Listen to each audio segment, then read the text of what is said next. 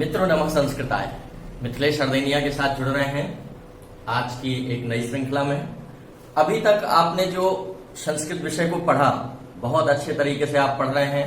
आपके कमेंट हमें ऐसा बता रहे हैं। आप जुड़े रहिए। संस्कृत तो ठीक है, आप सेटिस्फाई होंगे। हिंदी भी हम बहुत जल्दी लेके आ रहे हैं। तो जो दो भाषाएं हैं आपकी, प्रथम भाषा और द्वितीय भाषा, तो प्रथम और द्वितीय भाषा की तैयारी का मुझे दिया गया है, मैं उसके लिए जिम्मेदार हूं और निश्चित तौर पे हिंदी और संस्कृत की तैयारी मैं आपको बेहतर करवा पाऊंगा।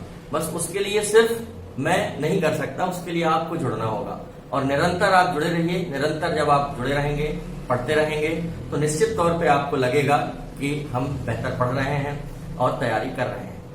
बात रही मित्रों 30 नंबर की प्रथम भाषा होती है और 30 नंबर की द्वितीय भाषा होती है। तो इसमें प्रथम और द्वितीय भाषा में 30 में 1-2 नंबर हो सकता है कि कुछ प्रश्न ऐसे आ जाते हैं जहां तक हो सकता है अपन ने कोई चर्चा ना की हो या कंफ्यूजन में चला जाए।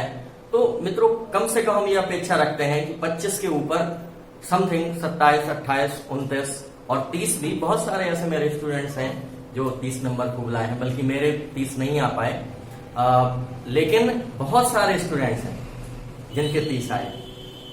कई बार मित्रों ऐसे प्रश्न आ जाते हैं जिनमें जबरदस्त कंफ्यूज हो जाते हैं। संस्कृत में ही मेरे एक प्रश्न आया, महाभारत के रचयिता कौन है। अब मित्रों ये सबको पता है कि महाभारत के रचयिता कौन है, वेद व्यास, या वेद व्यास का दूसरा नाम चलता है कृष्णद्वैपायन। तो मित्रों ऑप्शन में ना वेद व्यास था और ना कृष्णद्वैपायन था। उसमें गजानन, मुक्तिबोध, टी गणपति, एस गणपति, गणपति, इस तरह से ऑप्शन थे। तो मित्रों मुझे वहां थोड़ा सा कंफ्यूजन हो गया कि ये कैसा प्रश्न है कि अपना चूंकि दिमाग जा रहा था कृष्णद्वैपायन की ओर या वेद व्यास, ये ऑप्शन उसमें था नहीं। उस प्रश्न को हमने छोड़ दिया, आगे निकल गए, क्योंकि वहां टाइम भी नहीं रहता ना। जो अपने कंपटीशंस एग्जाम होते हैं जितने भी, ये केवल नॉलेज नहीं है, टाइम सेविंग भी है। आपको खूब नॉलेज है, अगर वहां टाइम सेव नहीं कर पा रहे तो आप कवर नहीं कर पाएंगे। तो नॉलेज के अलावा टाइम सेविंग भी चाहिए। तो वहां जब मैं आगे निकल गया तो मेरे सामने वाली बेंच से गुनगुनाहट की आवाज आई कि नहीं नहीं नहीं, ये है, ये प्रश्न कैसा है, ये वो। तो अचानक मेरे दिमाग में आ गया कि अरे महाभारत को तो गणेश जी ने लिखा है। भले लिखा वेद व्यास ने, लेकिन लिखवाया तो गणेश जी ने, लिखा तो गणेश जी ने अपने दांत से। एकदम दिमाग में आ गया। तुरंत हम बैक आए और बैक में उसमें देखा तो एक ऑप्शन में था गणपति, एक में टी गणपति, एस गणपति। तो तुरंत मैंने वहां गणपति को क्लिक कर दिया और वो प्रश्न सही हो गया। तो मित्रों उस समय हमारी मानसिक स्थिति क्या रहती है, हम क्या सोचते हैं, तो कई प्रश्न इस तरह से छूट जाते हैं या रह जाते हैं। तो 100% यदि नहीं भी हो पाता, बाकी मैं तो सोच के चलता हूं कि कुछ छोड़ेंगे नहीं, जितना सिलेबस में है पूरा पढ़ेंगे, लेकिन 28 नंबर, 29 नंबर, 30 नंबर, इस तरह से आपके नंबर आएंगे। बस आप निरंतरता बनाए रखिए। मित्रों अध्ययन के 3 सिद्धांत दिए हैं महर्षि पतंजलि ने। रुचि का सिद्धांत और इंटरेस्ट मतलब रुचि हो गई, और कंटिन्यूटी निरंतरता, और योग्यता मतलब योग्यता होनी चाहिए। और योग्यता कब आती है, जब आप पढ़ना चाहते हैं, वास्तव में पढ़ना चाहते हैं, तब योग्यता आएगी। जबरदस्ती कोई पढ़ा नहीं सकता किसी को। तो मतलब सेल्फ इंटरेस्ट होना चाहिए, आपकी स्वयं की रुचि होना चाहिए। और दूसरा सिद्धांत पतंजलि ने दिया कंटिन्यूटी, मतलब निरंतरता होनी चाहिए। ऐसा नहीं कि एक क्लास छोड़ रहे फिर एक आध देख ली, बोले सर की अब देखो, ऐसा नहीं चलेगा। और तीसरा जो बताया उन्हें वैराग्यता बताया। वैराग्यता का मतलब ये नहीं कि संन्यास ले लें, कमंडल लेके हिमालय में चले जाएं। वैराग्यता का मतलब होता है त्याग। हमें उन चीजों का त्याग करना है जो हमारे अध्ययन में बाधक तत्व है या जो बाधा उत्पन्न कर रहे हैं, ऐसे तत्वों से दूरी बनाना है। तो मित्रों ये पतंजलि ने अध्ययन के 3 सिद्धांत बताए हैं, रुचि का सिद्धांत, निरंतरता का सिद्धांत और वैराग्यता का सिद्धांत। अभी तक आपने व्यंजन संधि पढ़ी है, इसी को आगे बढ़ाते हैं। आपने 2 सूत्र पढ़े हैं, एक स्तुत्व संधि का, स्तुत्व संधि का, स्तो स्तुना स्तु, और दूसरा स्तुत्व संधि, स्तो स्तुना स्तु। मित्रों तीसरी संधि पढ़ते हैं जसत। देखिएगा तीसरी संधि है जशत्व। मित्रों जशत्व का जो सूत्र है वो है झलान जशो अंते। मित्रों झलान जशो अंते, तो झलान जशो अंत जिस प्रकार से आपने स्तो स्तुना स्तु को समझा है, इस तरह से इसको नहीं समझना है, इनका तरीका समझने का दूसरा होगा। इनके आपको स्ट्रक्चर याद करने होंगे, क्योंकि यदि हम जल, जस और इस तरह से आपको समझाएंगे तो वो लॉन्ग मेथड हो जाएगा। बाकी है प्रत्याहार, झल और जस, ये दो प्रत्याहार हैं, लेकिन इनको समझने के लिए हमें और सूत्रों की आवश्यकता होगी। पिछले वीडियो में हम आपसे चर्चा कर चुके हैं कि व्यंजन संधि के एक सूत्र को समझने के लिए अनेकों सूत्रों की आवश्यकता होती है। तो हम नहीं चाहते कि वैसे भी आपको 10 सूत्र याद करने में तो दिक्कत हो रही है, और भी सूत्र फिर आपको याद करने होंगे, तो मित्रों वो थोड़ा सा तरीका कठिन हो जाता है और समय भी बहुत ज्यादा जाता है, क्योंकि हमें फिर अगर एक सूत्र में 2 और सूत्र लगने हैं तो उन 2 सूत्रों को और समझाना पड़ेगा। तो मित्रों ध्यान रखिएगा कि इसके हम स्ट्रक्चर याद करेंगे, और स्ट्रक्चर याद करना बहुत आसान है। जैसे ये तीसरे नंबर की संधि है, तो ध्यान रखिए कि तीसरे वर्ण वाली संधि है ये। अब तीसरे वर्ण वाली संधि कैसे? इसका स्ट्रक्चर होता है कि यहां पर किसी भी वर्ग का पहला वर्ण हो, और यहां पर किसी भी वर्ग का तीसरा, चौथा या पांचवा वर्ण हो। किसी भी वर्ग का तीसरा, चौथा या पांचवा। मित्रों ध्यान रखिएगा कि यहां पर अपन को पांचवा नहीं लेना है, क्योंकि पांचवें की जो संधि होगी वो 5वें नंबर की होगी। तो तीसरा, चौथा और इसके बाद अंतस्थ, अंतस्थ के बाद हा या कोई स्वर, ये लेना है आपको। इनमें से कोई भी हो तो प्रथम वर्ण के स्थान पर उसी वर्ण का या उसी वर्ग का तीसरा वर्ण हो जाता है। अब ये प्रथम वर्ण है, प्रत्येक वर्ग का प्रथम वर्ण। मित्रों वर्ग हमने आपको बताया है, का वर्ग, च वर्ग, टा वर्ग, ता वर्ग और पा वर्ग। तो क वर्ग मतलब काका का अंगा, तो क वर्ग का पहला वर्ण, और क वर्ग का पहला वर्ण मतलब का, च वर्ग का पहला वर्ण मतलब चा, ट वर्ग का टा। तो पहले पहले वर्ण यहां पर आ जाएंगे, और पहले पहले वर्ण मतलब का, चा, टा, ता, पा, इस तरह से। ये का, चा, टा, ता, पा, आप देख लीजिए प्रत्येक वर्ग का पहला वर्ण है। इसके बाद तीसरा या चौथा हो, तो तीसरा या चौथा, तो तीसरा कौन कौन सा होगा? गा, जा, डा, दा, बा। मित्रों गा, जा, डा, दा, बा, ये प्रत्येक वर्ग के तीसरे वर्ण हैं। बात रही चौथे वर्ण की, तो चौथे वर्ण में घा, झा, ढा, धा, भा, ये मित्रों होंगे चौथे वर्ण।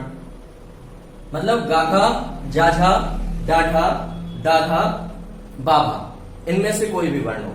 इसके बाद लिखा है अंतस्थ। अंतस्थ का मतलब होता है या, रा, ला, वा, इनमें से कोई हो। फिर लिख रहे हैं हा, तो या, हा हो। अब मित्रों फिर लिखा है स्वर, तो या फिर कोई स्वर हो, या फिर कोई स्वर हो।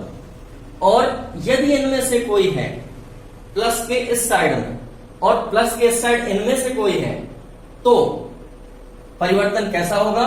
तीसरे वर्ण में होगा, उसी वर्ग के, और क्रमशः परिवर्तन होगा।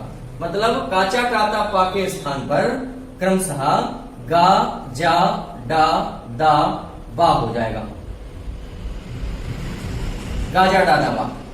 देख रहे हैं मित्रों, का वर्ग का तीसरा वर्ण है गा, चा वर्ग का तीसरा वर्ण है जा, टा वर्ग का तीसरा वर्ण है डा, ता वर्ग का तीसरा वर्ण है दा, और पा वर्ग का तीसरा वर्ण है बा। मतलब काचा, टाता, पा का परिवर्तन क्रमशः गाजा, डादा, बा में हो जाता है। बस ये रूल्स आपको याद रखना। अब बात आती है उदाहरणों की, तो इसके बहुत सारे उदाहरण आपको आते हैं। जैसे जगत धन ईस, खूब पढ़ा है आपने, जगत धन ईस, जगत प्लस ईस। अब देखिएगा आप, इस नियम से है वाक प्लस ईस, वाक प्लस ईस, ये भी इसी का उदाहरण है। जगत प्लस ईस इसी का उदाहरण है। इसमें सत प्लस आचार, ताथा सदाचार बनता है। सत प्लस आचार, ये भी इसी का उदाहरण है। आप देख रहे हैं पहले में कि प्लस के पहले का है, मतलब इनमें से कोई है, किसी भी वर्ग का पहला वर्ण है। और प्लस के बाद यहां देखिए स्वर है। तो मित्रों जब ये कंडीशन है तो निश्चित है कि परिवर्तन इस संधि के अनुसार होगा, अर्थात प्रथम वर्ण में इसी वर्ग के तीसरे वर्ण में परिवर्तन होगा, मतलब यहां गा में परिवर्तन हो जाएगा, गा आ जाएगा, और जब गा आएगा तो ये शब्द बन जाएगा वागीस, वागीस। इसके बाद जगत प्लस ईस देखें आप, तो ता का परिवर्तन ता था दा तीसरे वर्ण में परिवर्तन हो जाएगा। क्यों होगा? क्योंकि प्लस के पहले किसी भी वर्ग का पहला वर्ण है और प्लस के बाद इनमें से कोई है, अर्थात कोई स्वर है, तो परिवर्तन यहां दा में होगा और शब्द बन जाएगा जगदीश। मित्रों जगदीश की संधि सबको आती है, सबको विच्छेद आता है जगत धनीश, लेकिन मित्रों आज तक ये पता नहीं था कि इसमें कौन सा नियम लगेगा, किस नियम से जगत धनीश जगदीश सिद्ध होता है। तो मित्रों ध्यान रखिए कि व्यंजन संधि के तीसरे नियम जशत्व से या झलान जसोवंत सूत्र से ऐसा संभव होता है। सत प्लस आचार, ता का परिवर्तन दा में, ता था दा तीसरे वर्ण में परिवर्तन और शब्द बन जाएगा सदाचार। मित्रों और भी बहुत सारे ऐसे शब्द हैं जैसे विभ्रम है, तद्रूप है, अवधि है। अवधि बहुत पूछा जाता है मित्रों, तो अवधि देख लेते हैं, इसको मिटा देते हैं।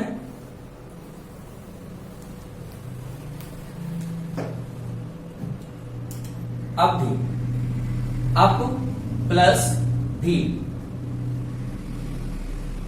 देखें यहां पर पा है और यहां पर धा है, तो ता था दा धा, मतलब इस साइड चौथा वर्ण है और इस साइड किसी भी वर्ग का पहला वर्ण।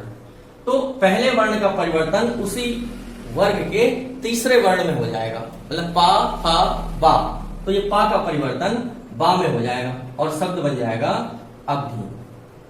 अवधि मीन्स प्राप्त करना, उपलब्धि जिसको बोलते हैं। तद्रूप परीक्षा में, ये अवधि कई बार परीक्षा में पूछा गया है, अब प्लस धी शब्द बनता है अवधि।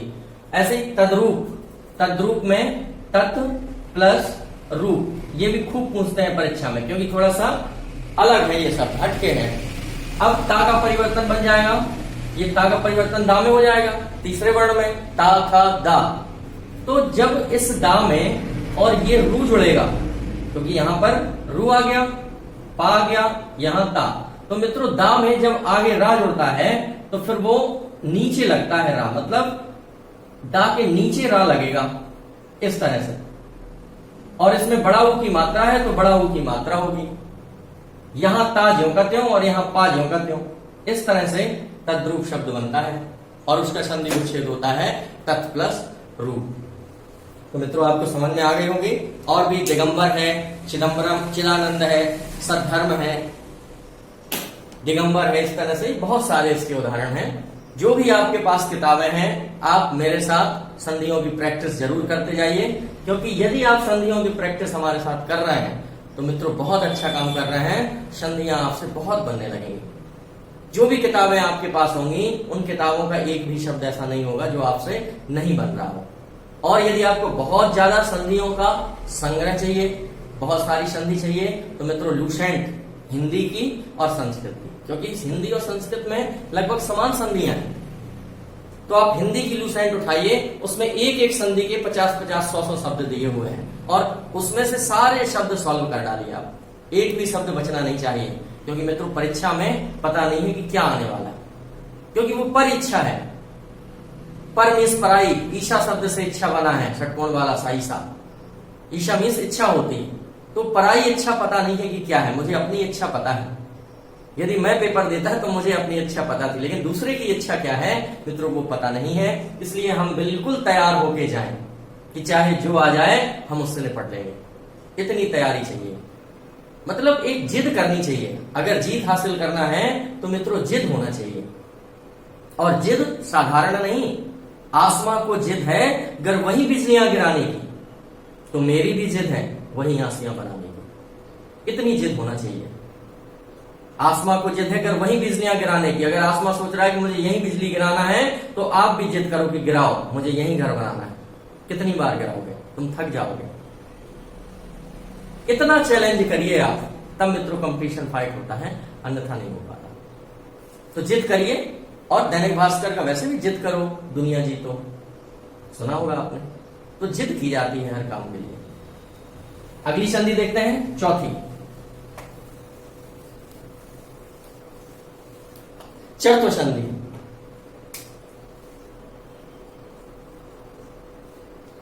मित्रों चर्तु संधि का सूत्र है खरीचा। खरीचा, इसके लिए भी विभिन्न सूत्रों की आवश्यकता है। इसमें भी अपन स्ट्रक्चर पढ़ेंगे। तो वहां मित्रों तीसरी संधि पढ़ी थी अपन ने, पहले जो पढ़ी। तो तीसरी संधि में प्रथम वर्ण का तीसरे वर्ण में परिवर्तन करना था। और यहां पर चतुर्थ संधि है, चौथे नंबर की संधि है। तो ध्यान रखिएगा, हमें चौथे नंबर तक जाना है। और चौथा नंबर कैसे? किसी भी वर्ग का पहला वर्ण, दूसरा वर्ण, तीसरा वर्ण और चौथा वर्ण, इनमें से कोई भी हो, मतलब का, खा, गा, घा, पांचवा नहीं, अंगा नहीं, चाचा, जाझा, टाठा, डाढ़ा, ताथा, दाधा, पापा, बाबा, इनमें से कोई भी हो, कहां? प्लस के पहले। और प्लस के बाद आप देख रहे थे मित्रों, उसमें अपन ने तीसरा चौथा लिया था। तो यहां पहला दूसरा ले लेना है, पहला हो या दूसरा हो। वहां अपन ने तीसरा चौथा लिया था, पांचवा नहीं लिया था, क्योंकि पांचवा पांचवें नंबर में जाएगी। तो पहला हो या दूसरा हो। वहां अपन ने अंतस्थ ले लिया था, या अलावा ले लिए थे, स्वर ले लिया था। तो यहां अंतस्थ नहीं लेंगे, स्वर नहीं लेंगे, यहां पर सा सा सा लेंगे, सीटी वाला, षटकोण वाला, सरोता वाला, मतलब तालव्य सा, मूर्धन्य सा और धनपद सा। ये तीनों सा हो, बस यही स्ट्रक्चर है।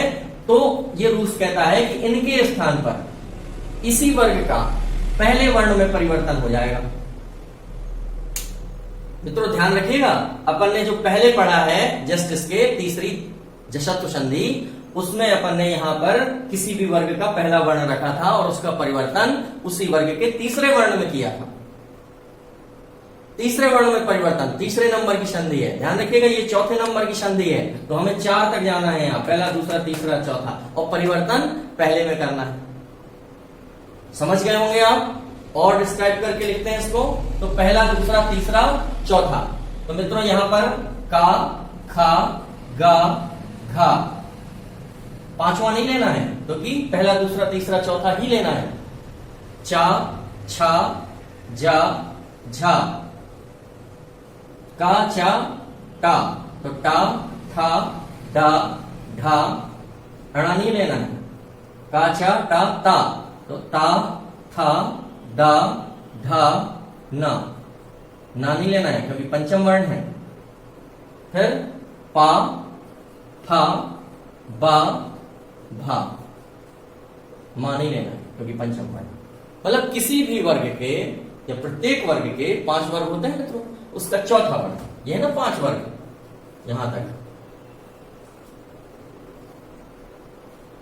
ये 5 वर्ग है। तो 5 वर्गों के चौथे चौथे वर्ण अपन ने लिए। प्लस के बाद क्या हो? आप देख रहे हैं कि प्लस के बाद पहला या दूसरा वर्ण हो, मतलब काखा हो या चाचा हो या टाथा हो या ताथा हो या पापा हो या तालव्य सा हो या मूर्धन्य सा हो और या दंतव सा हो, कोई भी। प्लस के बाद इनमें से कोई हो और प्लस के पहले इनमें से कोई हो। तो मित्रों इनके स्थान पर इसी वर्ग का पहला वर्ण आ जाएगा। जैसे ये वर्ग है का, खा, गा, घा, अंगा, तो इसका पहला वर्ण है का, तो इसका परिवर्तन का में होगा, इसका परिवर्तन चा में होगा, इसका परिवर्तन टा में होगा, इसका परिवर्तन ता में होगा और इसका परिवर्तन पा में होगा। बस इस साइड कोई परिवर्तन नहीं होता है, केवल कंडीशन देखने हेतु वो वर्ण देखे जाते हैं कि इस संधि का है या नहीं। यदि इस संधि का है तो परिवर्तन प्लस के पहले वाले वर्ण में करते हैं। तो मित्रों समझ में आ गया होगा निश्चित तौर पे। हमने आपसे ऑनलाइन लाइव आने की बात की थी मित्रों, तो उसके लिए क्षमा चाहता हूं, क्योंकि मैं लोकल में नहीं था, बाहर जाना पड़ा मुझे अकस्मात, इसलिए ऐसा नहीं हो पाया। और आगे बहुत जल्दी ही ऐसा प्लान करेंगे जो हम लाइव आएंगे, आपके कमेंट का उत्तर देंगे लाइव।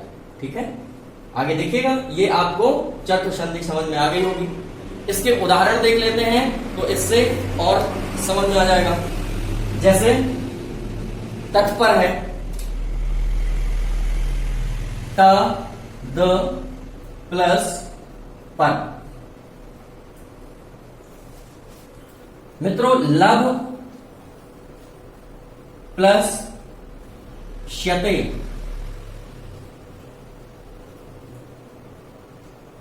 आप यहां देख रहे हैं तद प्लस पर। दा का परिवर्तन किसमें होगा? देखिए दा कहां है, ये है दा। तो प्रथम वर्ण में परिवर्तन होना है।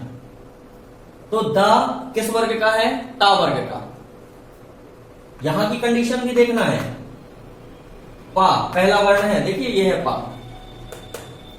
तो परिवर्तन दा का उसी वर्ग के पहले वर्ण में हो जाएगा, मतलब ता वर्ग का है तो ता में परिवर्तन होगा, क्योंकि इस ग्रुप का है ना, तो परिवर्तन ता में होना है।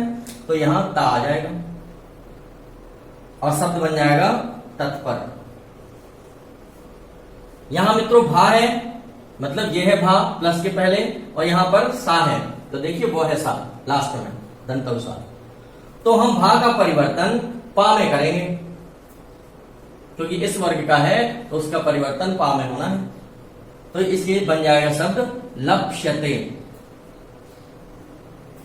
क्योंकि आधा पा है मित्रों, तो आधा पा रहेगा, आधा सा है तो आधा सा रहेगा, और बाकी ज्यों करते हो, तो शब्द बन जाएगा लप्ष्यते। सत्कार मित्रों इसी का है उदाहरण, सद प्लस कार। और भी उदाहरण जैसे युत्सु बहुत पूछा जाता है परीक्षा में। युत्सु युद्ध प्लस सु। अब धा कहां है? ये है, इस ग्रुप का है तो परिवर्तन ता में हो जाएगा। तो धा का परिवर्तन ता में हो गया, शब्द बन जाएगा युत्सु। मित्रों आपको दिख रहा होगा, यहां तक नीचे तक दिख रहा है युत्सु। इस तरह से उदाहरण आपको देखना है। और भी बहुत सारे उदाहरण हैं, सत्कार है, तत्पर है, तत्कृतम है, दिक्पाल है, ऐसे बहुत सारे उदाहरण आपको मिल जाएंगे। मित्रों चर्त्व के बाद 5वें नंबर की संधि में आते हैं। 5वीं संधि अनुनासिक संधि। तीसरे का संबंध तीसरे से है, चौथे का संबंध 4 तक है, और 5वें का संबंध 5 तक है। 5वीं संधि का नाम देंगे मित्रों अनुनासिक संधि।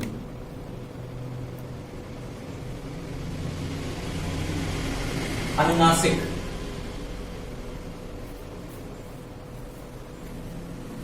इसका सूत्र है यरो अनुनासिके, यरो अनुनासिके अनुनासी कोवा। भयानक लग रहा होगा आपको सूत्र, इस सूत्र को पढ़ना ही नहीं है, अपन को सिर्फ स्ट्रक्चर याद करना है, क्योंकि ये सूत्र समझेंगे याद करेंगे, और इसके लिए और अन्य सूत्रों की आवश्यकता होगी इसको समझने के लिए। तो मित्रों हम सरल से कठिन नहीं बना रहे हैं, आपको कठिनता से सरल बनाना है। आपके अंतर मन में जो कठिनता है उसको हम सरलता में कैसे बदल दें, ये एक अध्ययन का सिद्धांत होता है। 5वें नंबर की संधि है तो आप समझिएगा कि 5 तक आपको जाना है। चौथे नंबर की संधि थी चर्त्व, तो आप 4 तक गए थे, पहला, दूसरा, तीसरा और चौथा, इस तरह से। लेकिन ये 5वें नंबर की संधि है तो आपको 5 तक जाना है। 5 तक जाएंगे, प्लस के बाद क्या रहेगा, क्योंकि पहला ले लिया वहां, दूसरा ले लिया, तीसरा चौथा जसत्व में ले लिया, अंतस्थ भी हो गया, सा सा सा, हा भी हो गया, स्वर भी हो गए, तो बचा क्या मित्रों? पंचम वर्ण बचा। तो जो पंचम वर्ण बचा उसे यहां ले लेंगे। अगर ऐसी कंडीशन बनती है किसी शब्द में तो मित्रों ध्यान रखिएगा कि इनका परिवर्तन इसी वर्ग के पंचम वर्ण में हो जाता है। जितना भयानक सूत्र है उतना ही सरल संधि है, क्योंकि ये 5वें नंबर की संधि है, और जब 5वें नंबर की संधि है मित्रों तो 5 तक ही तो गए हैं अपन। पहला, दूसरा, तीसरा, मतलब प्लस के पहले 5 तक वर्ण, प्लस के इस साइड भी 5वां वर्ण और परिवर्तन भी 5वें वर्ण, मतलब टोटल 5 ही 5 का खेल है इसमें। और देख लेते हैं अपन को, जैसे इसमें पूरे वर्ण आना है, मतलब स्पर्श व्यंजन जो है वो पूरे आना है। तो का, खा, गा, घा, अंगा, चा, छा, जा, झा, इया, टा, ठा, डा, ढा, णा, ता, था, दा, धा, ना, पा, फा, बा, भा, मा। इस साइड पंचम वर्ण केवल, प्रत्येक वर्ग का पंचम वर्ण, मतलब अंगा, इया, अंगा, इया, अणा, ना और मा। मित्रों यहां तक दिख रहा है आपको? कोई दिक्कत तो नहीं है वहां? अंगा, इया, अणा, ना, मा। मित्रों हलंत में हमेशा रहते हैं वर्ण, व्यंजन संधि में सब में हलंत जरूर लगा रहता है, क्योंकि शुद्ध व्यंजन हमेशा हलंत में ही होता है, तो इसमें सब में हलंत लगा देंगे। अंगा, इया, अणा, ना, मा, मतलब यहां पूरे 5वें वर्ण स्पर्श व्यंजन के और वहां भी पंचम वर्ण। अब ये वर्ग कितने हुए? 5। एक यहां तक है, एक यहां तक है, एक यहां तक है, एक यहां तक है और एक वहां। इनका परिवर्तन किसमें होना है? अगर प्लस के पहले इनमें से कोई है तो परिवर्तन 5वें वर्ण में, मतलब अंगा में परिवर्तन हो जाएगा। अंगा। अगर ये है तो इया में परिवर्तन हो जाएगा, अगर ये है तो एणा में परिवर्तन हो जाएगा। मित्रों हमने कई बार देखा है कि इन तीनों को बहुत सारे लोग एणा एणा बोलते हैं, इसको भी एणा, इसको भी एणा और इसको भी एणा। तो ये क्या सिस्टम, तीनों एणा कैसे हो सकते हैं? तो ध्यान रखिएगा कि ये अंगा है, ये इया है और ये एणा है, ये ना है और ये मा है। पंचम वर्ण में परिवर्तन करना है। मित्रों बहुत अच्छे से आप समझ गए होंगे, इसके उदाहरण हैं, जैसे षटमुख, षट प्लस मुख,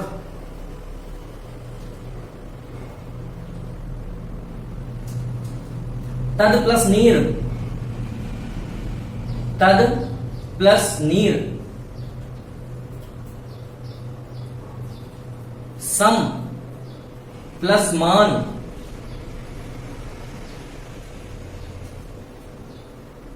बहुत सारे उदाहरण मित्रों। ऐ मात्रम, अम्यम, जगन्नाथ, जगत प्लस नाथ, ये सब इसके उदाहरण हैं। आप देखिए यहां परिवर्तन कैसे होगा, पहले तो कंडीशन देखते हैं क्या इस रूल्स का है। तो देखिए प्लस के पहले टा है तो ये है टा, प्लस के बाद मां है तो देखिए प्लस के बाद लास्ट में बिल्कुल अंतिम वर्ण मां है, तो निश्चित है कि इस नियम का है ये। तो टा का परिवर्तन उसी वर्ग के पंचम वर्ण में हो जाएगा, मतलब एणा में परिवर्तन हो जाएगा इसका, एणा। और जब एणा में परिवर्तन होगा तो ये शब्द बन जाएगा षण्मुख, षण्मुख। मित्रों तद प्लस नीर, दा, देखिए ये है दा, प्लस के बाद ना तो वो है ना, तो दा का परिवर्तन उसी वर्ग के पंचम वर्ण में हो जाएगा ना, तो ये हो जाएगा तन्नीर। सम प्लस ज्ञान, मां है देखिए यहां पर, तो मां ये है और प्लस इस साइड अंतिम, प्लस के पहले मां प्लस के बाद भी मां, तो मां का परिवर्तन मां में ही हो जाएगा और शब्द बन जाएगा सम्मान।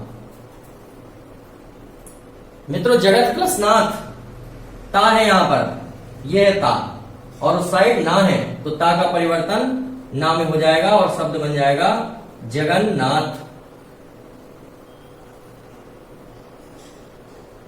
ये उदाहरण हो जाएंगे मित्रों, आपको समझ में आ रहे होंगे।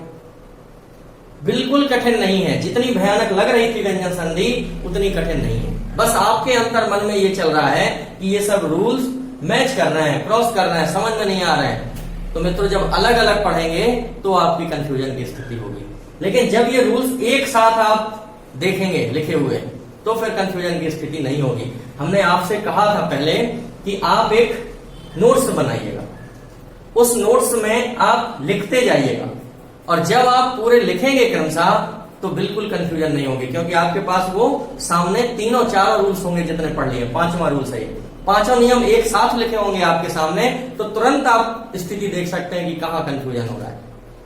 और आपसे यह भी कहा था, यदि नोट्स आप नहीं बना पा रहे हैं, हम आपके सहयोग के लिए हमेशा तत्पर हैं। मेरी एक पुस्तक चलती है, तो आप वो पुस्तक मंगा सकते हैं, मार्तंड नाम से है मेरी पुस्तक। तो आप इसी चैनल में आप कमेंट में या सर से निवेदन करके आप इस पुस्तक को मंगा सकते हैं। इसी सिस्टम पे पूरा उसमें लिखा हुआ है, और हस्तलिखित है ये पुस्तक। ये देखिएगा, हस्तलिखित है, हाथ से लिखा हुआ है पूरा, मेरी ही राइटिंग में है, और इसी सिस्टम से है पूरी। तो यदि आप नोट्स नहीं बना पा रहे हैं तो आप इसको मंगा सकते हैं, मार्तंड नाम से। ठीक है, बाकी एक साथ बहुत सारी संधि पढ़ाएंगे तो और कंफ्यूजन बढ़ेगा, इसलिए आज इतना ही, बाकी कल। तब तक के लिए नमस्कार।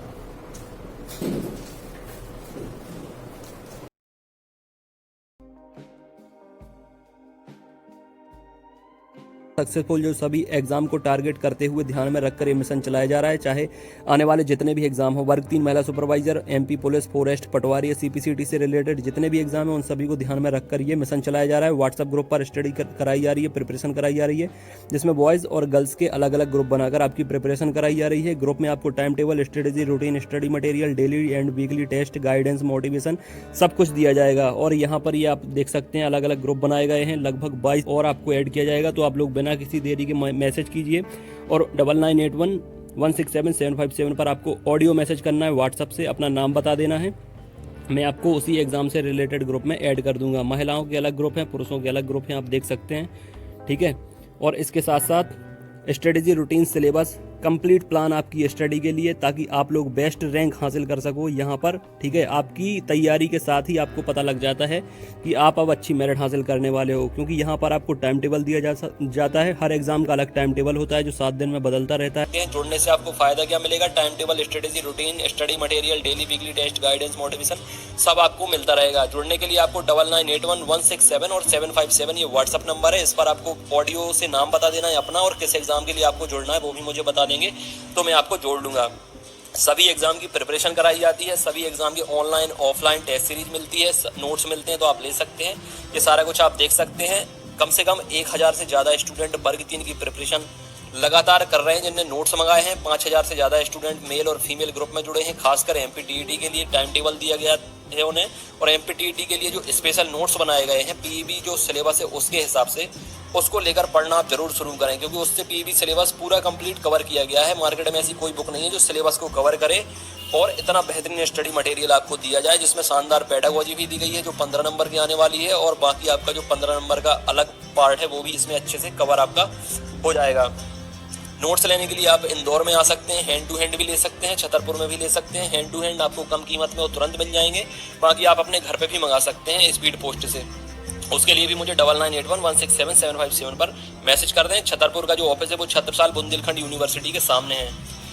इस तरह के जो नोट्स बनाए गए हैं सारा कुछ स्पेशल फैकल्टी के द्वारा, कोशिश यही की जाएगी कि आपके 125 प्लस अंक आए, चाहे आप किसी भी कैटेगरी से बिलोंग करते हो। 125 प्लस अंक अगर आपके आ गए तो सिलेक्शन आपका वर्ग 3 में होने से कोई रोक नहीं सकता। ठीक है फ्रेंड, अब इसके साथ साथ ऑनलाइन टेस्ट सीरीज, जिसकी प्रिपरेशन उन्हें लगता है कि हो गई है, वो ऑनलाइन टेस्ट सीरीज भी लगा सकते हैं। ऑनलाइन टेस्ट सीरीज भी मैं आपको प्रोवाइड कर दूंगा। 30 ऑनलाइन टेस्ट मिल जाएंगे, 20 आपको पीडीएफ मिल जाएंगी। ये ऑफिस है हमारे छतरपुर का। यहाँ पर ये आपका चैनल है। प्यार देने के लिए, सपोर्ट देने के लिए बहुत बहुत शुक्रिया आपका। चैनल को सब्सक्राइब कर सकते हैं, जुड़ सकते हैं जितने भी नए मेंबर हैं, और पुराने मेंबर को परिवार का हिस्सा बनने के लिए शुक्रिया फ्रेंड्स। अपनी सेहत का ख्याल रखें, कोरोना से बच कर रहें। God bless you, all the best and take care.